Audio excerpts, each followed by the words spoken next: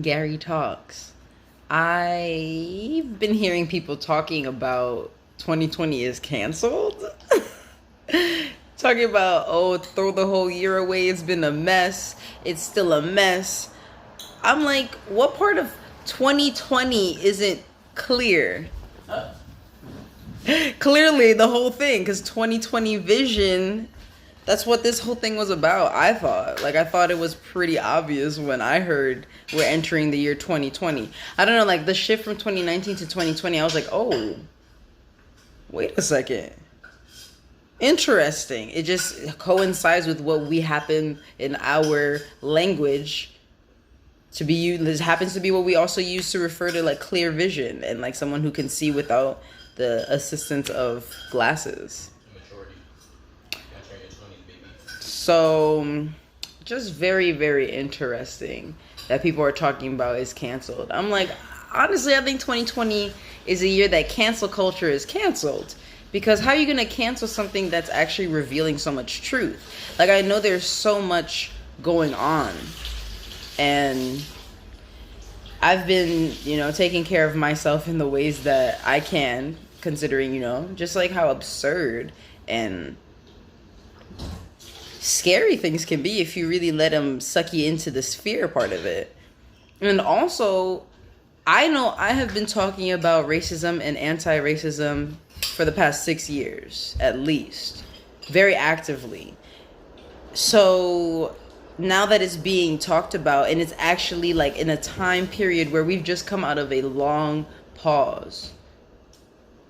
So things are not back to normal right now. And then it's as soon as things are not back to normal, there's still things not back to normal. Like extra things on top of Rona and other, concerns. So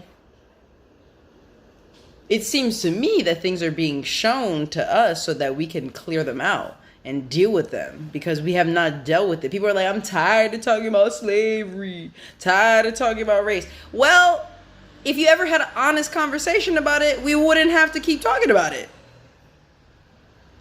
And I wanted to record a video about how I really don't appreciate how history is taught through such a cold lens of logic and just history. No, like we got to think about this kind of like emotionally, right?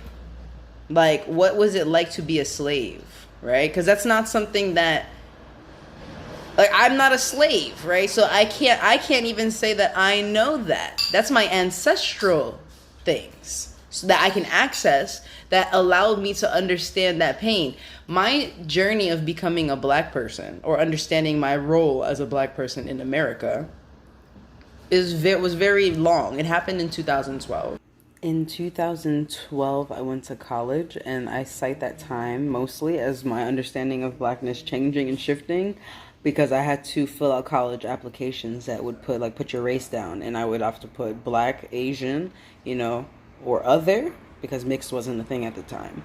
And I had first started learning about blackness in my sophomore year of high school when I went to the Student Diversity Leadership Conference. And so I say all of that because I first learned, I guess, the social context of being black at the Student Diversity Leadership Conference, SDLC, in high school. And then I felt more so what it meant to be black when I went to college. When I was learning about history and also reading into it, allowing myself to remember we're reading history that is compiled of actions taken by individuals. These were people who we're in history. History is in the making. History has always been in the making because it took a lot of steps for us to be right here, right now. But right now you can actually see and feel history being made. The same way that it was then. And I feel like there was never really compassion wasn't a main focal point. That wasn't an analytical lens that we looked at things with. Empathy. That's not how we really went about that. But it was through learning about the plight of African Americans that I understood more so what this skin means in this country. Because I'm of Haitian descent, so my legacy is different. My story is different than African American stories, and also still very tied, intertwined. And learning about the history and allowing myself to sit with it has really helped me understand why we're here as a nation on both sides. I'm not gonna get into that right now. I am releasing a series about Jim Crow and like how that really affected the social fabric and daily social interactions between white and black people. I think it's really important for us to understand how we got here. It's not like we slipped, fell, and woke up with cops killing black people. Like I said, the conversation around cop accountability, we've heard that the system's not broken, right? Because it does exactly as it does. And again, law enforcement, which is our cop branch, is doing that, enforcing the law. So we need to talk about the law. We need to talk about who created the law, who it was created to defend, who it was created to not defend, who it was created to persecute, who it was designed to protect. But before we get to those conversations, or as we get into those conversations, it's important to have a historical understanding of how we're here. I cannot truly say I can put myself in the shoes of Thomas Jefferson and be like, I understand how he did that thing. Because I can't. That's the thing I cannot fathom. That's why we're here in this freaking mindfuck of a place that rebelled against somewhere to find freedom, came here, killed the people to establish their own freedom, and then wrote rules about how they got freedom, or wrote about how they're all about freedom while they had people who were not free. So I cannot say that I get that, but I can also say that because they thought they were justified in that, it led to a series of actions that bred an attitude. And that attitude and that cognitive dissonance of we are free, but we have these people who are not free, aka they're not people, for us to make sense of the cognitive dissonance. Now you have this attitude that gets perpetuated through institutions, through laws. Right? You can't legislate morality, but you can legislate discrimination.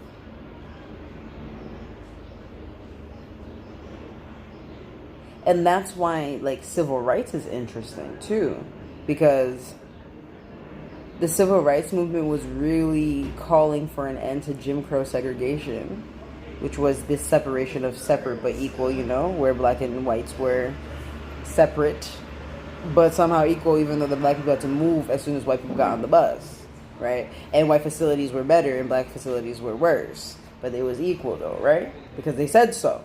Again, because they said so. They've been saying so since the jump. So that's been the justification. We said so, so we're good.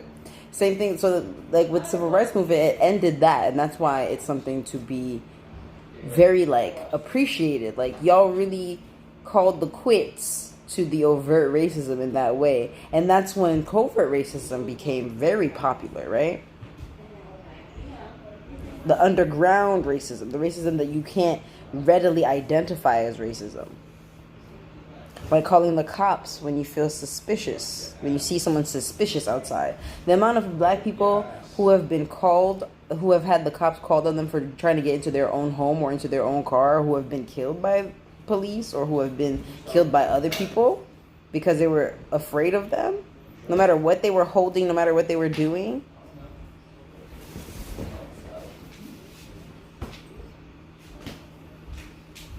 Come on. We got to talk about where we came from with that. It's not just the movies. The movies come from a thing, right? It's not just the news. The news comes from a thing too.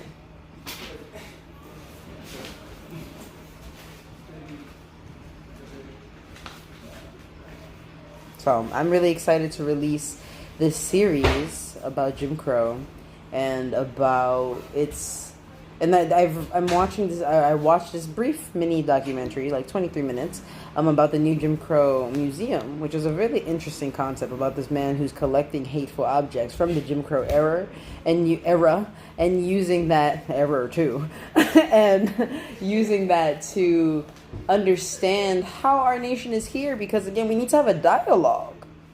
Because some people remember this shit very differently. The way we're talking about human rights.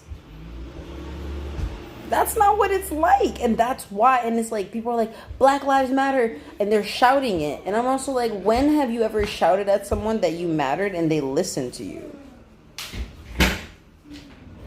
I so much appreciate the Black Lives Matter movement for when it came out for me. It was like, 2014 is when I was doing a lot of things and learning a lot of things. It's when I started learning a lot of things. And it meant so much. I was like, oh, snap. What do you mean? Of course I know. Oh, I see what y'all doing. Like, fair. And I'm also like, now it's 6 years later and we still telling people that Black Lives Matter. Yes, because they need to know. I'm saying that it might need to be a different phrasing, right? Let's get real about how we treat black people. You know? Can we talk about the way we treat black people? Hashtag that. Because it's not so much about our lives mattering that is the problem at hand here. It's that we need to redefine man. We need to redefine, what does it mean to be free? What does it mean to be equal? What does it mean to be like a citizen, a full citizen? What does it mean to be safe? Maybe like black people are not safe in America. Let's talk about why.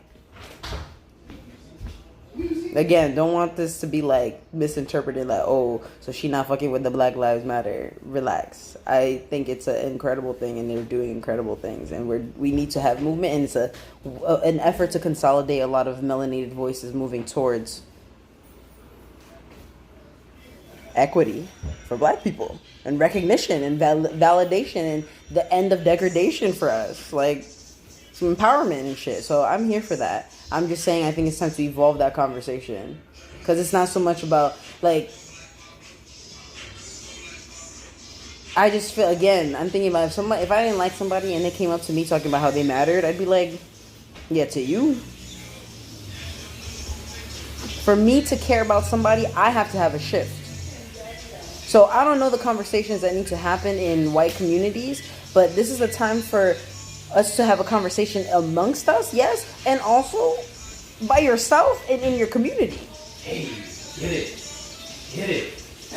Get it.